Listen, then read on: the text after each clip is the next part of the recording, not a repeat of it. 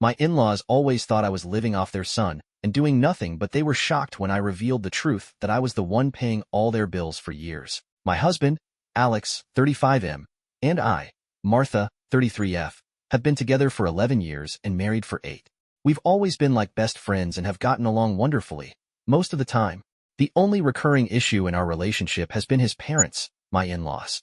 For reasons I couldn't fully understand until recently, they've never truly liked me or accepted me as part of their family. The truth came out just a few days ago during their anniversary party, but before I dive into that, let me give you some background on our situation. Alex is what some would call a stay-at-home husband. About a year into our marriage, we realized I was earning significantly more than he was. I worked at a law firm my dad founded, training to become a partner when he eventually retired. Alex hated his job and felt like it was draining him, so he suggested staying home to manage the house instead. It was a big decision, but we both agreed, and it worked for us. For the past 7 years, we've stuck with this arrangement. 5 years ago, my dad retired, and I took over the firm. I don't mean to sound boastful, but I earn a very good income. Alex is happy, and so am I. I never understood why anyone else would have a problem with this arrangement, but for some reason, my in-laws always assumed Alex was the primary breadwinner. To be fair, we never corrected them. Alex knew his parents were very old-fashioned and traditional. If they found out he wasn't working and was instead managing the household, they'd probably flip out. Alex said he didn't want to deal with the hassle of explaining it to them, so we kept it a secret. Whenever we visited, we pretended he was still working at his old job, dodged specifics, and steered the conversation elsewhere. This way, we avoided awkwardness and kept the peace. Even before we got married, my in-laws didn't seem particularly warm toward me. I didn't want to make things worse by revealing the truth about our finances, that I was the breadwinner while Alex stayed home. Some people might wonder why I even bothered trying to build a relationship with them when they clearly didn't like me. Alex has apologized many times for their behavior toward me. Cutting ties with them entirely wasn't an option for us. My mother-in-law, Donna, is a cancer survivor. Over the last 7 years, she's battled 2 forms of cancer, first breast cancer, then lymphoma. She's incredibly fortunate to be in remission, but after everything she's been through, we couldn't just cut her out of our lives. To make matters even more complicated, my father-in-law, Gary, has had 2 heart attacks in the past 3 years. With these health struggles, it felt impossible to distance ourselves completely, even though their treatment of me has always been far from kind. We couldn't bring ourselves to cut off Alex's parents, despite their odd behavior toward me. On top of my mother-in-law Donna's health struggles, my father-in-law Gary had suffered 2 heart attacks over the past 3 years. Given their conditions, it felt impossible to justify distancing ourselves completely. I wouldn't say they were openly rude or nasty like some in-laws can be. However, they were always cold and distant whenever I was around, and it was obvious to everyone. Even when I first met Alex's family while we were dating, they came off as standoffish. After we got married, their behavior only got worse. They grew even colder and more withdrawn. Still, I chose to grin and bear it. I didn't want to be the kind of person who told Alex to cut ties with his parents just because they treated me poorly. Alex was always incredibly grateful for my patience and understanding. One of the reasons I felt so much empathy for them was because of my own past. I lost my mom to cancer a few years before meeting Alex. That experience made me more sensitive to the challenges they were facing. I even tried to help them financially whenever they needed support. Both Donna and Gary are retired, so every now and then, they'd turn to Alex for help covering certain expenses. Since Alex wasn't earning an income, I would write the checks. To avoid raising suspicion, we always made it look like the money was coming from both of us. We didn't want them to know Alex hadn't been working for the past 7 years. Every trip they took, every special event they attended, every little luxury they enjoyed, it was all thanks to me. I thought they'd show at least a little gratitude, especially since they believed Alex and I were both contributing. Even if they didn't know the full truth, I figured I deserved some acknowledgement. But I never got it. Recently, I went above and beyond to organize a big party for their 40th wedding anniversary. As usual, they assumed both Alex and I had handled all the planning together. Knowing how much effort I'd put in, I expected a little gratitude. Instead, they used the event as an opportunity to humiliate me. The trouble started the moment I arrived.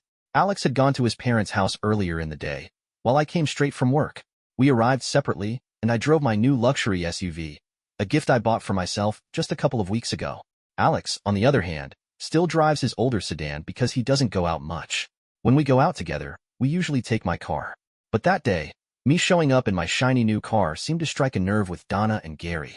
When it was time for them to give their anniversary speech, I expected something heartwarming, maybe a reflection on their marriage or a thank you to the guests. Instead, They used the moment to publicly belittle me.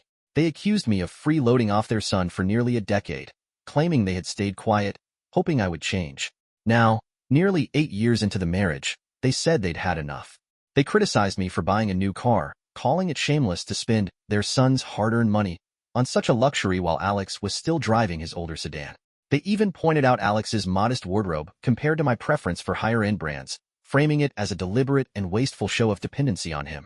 Finally, they labeled me a gold digger, stating they felt it was time to address the issue publicly since they tolerated it silently for far too long. I was stunned, hurt, and furious. Their cold treatment was one thing, but publicly humiliating me in front of everyone was completely unacceptable.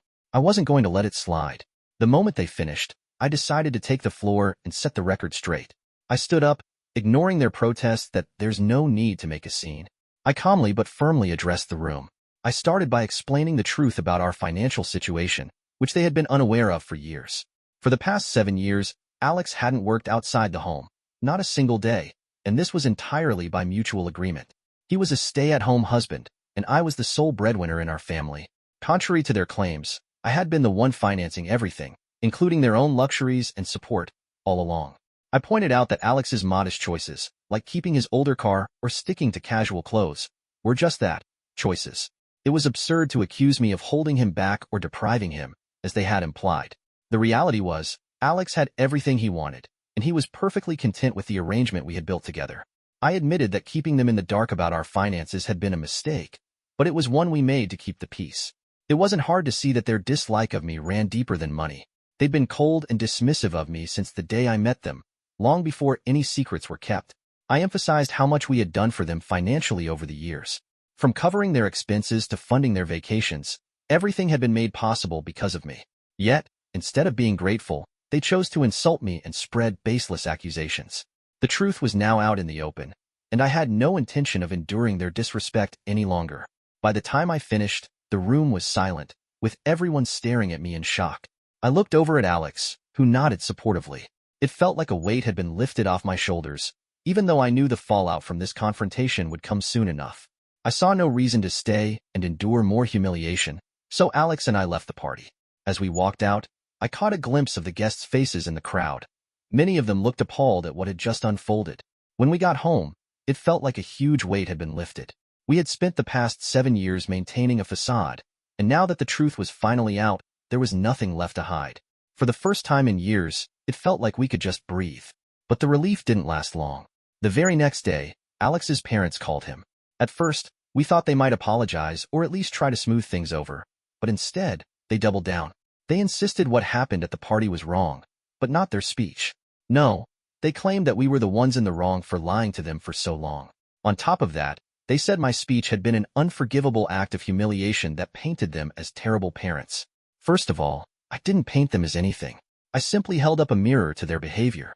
Yes, I could admit that lying to them wasn't the most ethical choice, but we didn't see any other option. If we had told them the truth, they would have likely made our lives a living hell by constantly badgering Alex to get a job and criticizing our lifestyle. Cutting them off entirely was hard to justify, given their health issues, and the guilt would have eaten away at us. So, in my mind, the lies were a necessary compromise. Besides, they had disliked me from the start, long before we ever began hiding the truth. What I couldn't wrap my head around was how they continued to hate me despite everything I had done for them. Every check we sent had my name alongside Alex's. Every time they needed financial help, I was the one providing it. Yet, they never expressed even a shred of gratitude. When Alex pressed them for answers, they tried to dodge the question, instead pivoting back to accusing us of being liars. They also complained that my speech had turned everyone they knew against them. But Alex wasn't letting them off the hook this time. He demanded they address the real issue, why they had always resented me. He reminded them that I had played a major role in organizing their anniversary party. I had coordinated with vendors, planned the details, and ensured everything went off without a hitch. They had believed we split the costs, and they'd seen firsthand how much effort I put into the event. Yet even with all that, they still found ways to despise me. As Alex spoke, I could hear Donna yelling so loudly on the other end of the call that I could make out her words, even from across the room. She shouted that we had been gaslighting them for years, and that she would never forgive us. She said my speech had ruined their reputation and turned everyone they knew against them. Donna declared she was disgusted with both of us. And then she hung up. Since that call, they've been bombarding Alex with text messages. They demanded to know how much money they owed us, insisting they didn't want to take anything from me ever again. They even threatened to sell their house and everything they owned to pay us back. Donna claimed that accepting help was only tolerable because she believed it was coming from her son, not from a liar like me. Now, I can't help but feel conflicted about everything that happened. I keep asking myself, was I wrong to lie to Alex's parents about him not working? And was it out of line to reveal the truth during their anniversary party?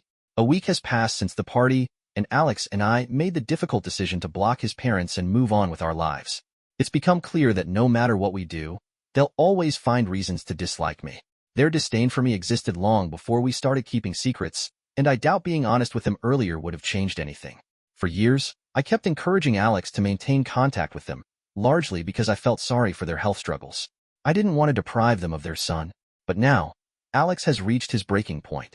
He's been apologizing to me every day since the party, saying he feels like this is all his fault. I've reassured him time and time again that he isn't to blame for his parents' actions. Surprisingly, several of Alex's relatives have reached out to show their support. They told me they stand with me and found what his parents did at the party completely unacceptable. In fact, many of them have cut ties with Donna and Gary entirely. While I feel some guilt, after all, they're just an older couple who are clearly lonely. I can't force myself to encourage reconciliation. It's up to others to decide how they want to handle their relationship with them. As for me, I'm ready to move forward. This whole ordeal has been exhausting, and Alex and I decided to take a short trip to the coast to get away from all the drama. We needed time for ourselves to process everything and hopefully come back with a clearer perspective. Before we left, we blocked Donna and Gary on every platform to ensure they couldn't contact us. We were finally starting to feel a sense of peace. That peace didn't last long. While we were away, I got a call from our home security company. Someone had triggered the alarm while trying to break into our house. Immediately, I knew who it was. I logged into our security camera feed, and there they were, Donna and Gary. The footage showed them standing at our front door, ringing the bell for about 15 minutes. When no one answered, they escalated. They brought bricks with them and smashed the glass on our living room's bay window before climbing inside. It was almost surreal, considering their age and health issues. I saved the footage and contacted the police. I wasn't about to let this slide. The window they broke was custom-made and expensive, and we were determined to hold them accountable for the damages. I also called a neighbor, who happens to be a close friend, and asked her to keep an eye on the house. The police arrived about 30 minutes later and escorted Donna and Gary off the property. The district attorney will now decide whether they'll face charges. Realistically, I doubt they'll be prosecuted due to their age, but their actions were beyond outrageous. For now, I've asked my neighbor to arrange a temporary replacement for the window.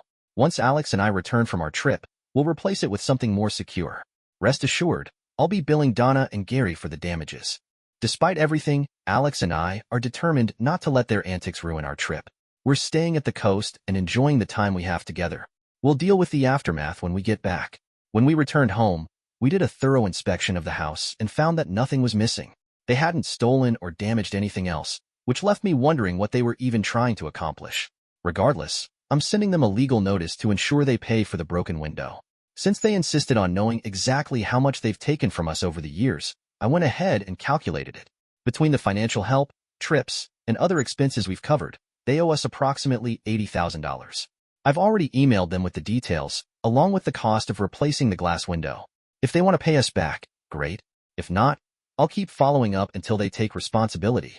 Surprisingly, I no longer feel guilty about any of this.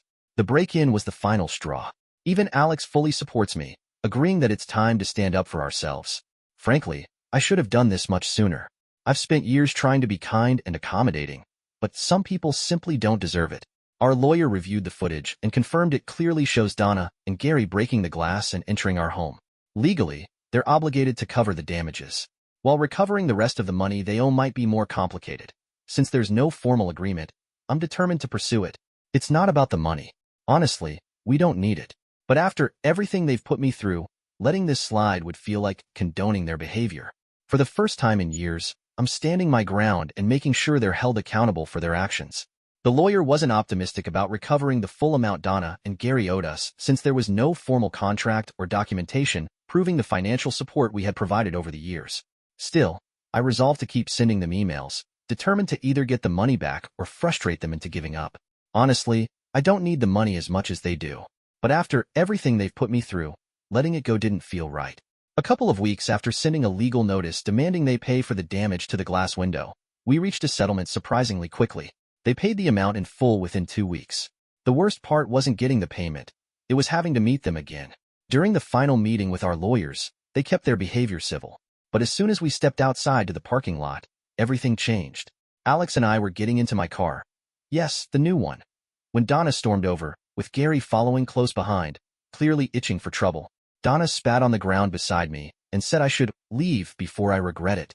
She launched into a rant about how I deserved everything that had happened for humiliating them at their anniversary party and accused me of turning their friends and family against them. Alex intervened, calling her behavior unacceptable. But Donna turned on him, calling him a worthless loser who had no money and no right to speak. Things escalated when Gary climbed onto the hood of our car and punched the windshield with such force that he injured himself and cracked it. Donna, in an absurd display of bravado, said she'd pay for the windshield along with the previous damages. Alex and I were stunned. We briefly considered calling the cops but decided against it, knowing they'd likely get away with little more than a slap on the wrist. Instead, we drove away, resolved to move on and cut them out of our lives for good. Nearly a year later, something incredible happened. I'm pregnant. We found out a couple of weeks ago, and yesterday, we threw a small party to share the news with our close friends and family. This pregnancy wasn't planned, but it feels like perfect timing. Even though I had some initial hesitations because I'm nearing my late 30s, Alex and I are overjoyed and excited to start this new chapter together. However, guess who decided to show up uninvited?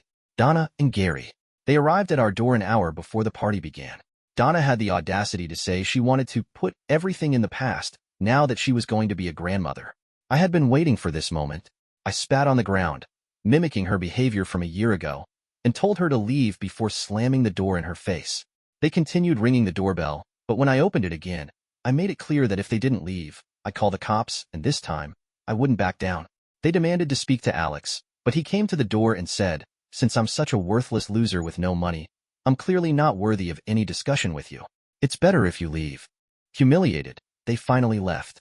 Now, I'm planning to file a restraining order against them.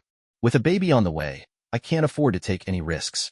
Donna and Gary won't be a part of our lives, and I'll make sure of it.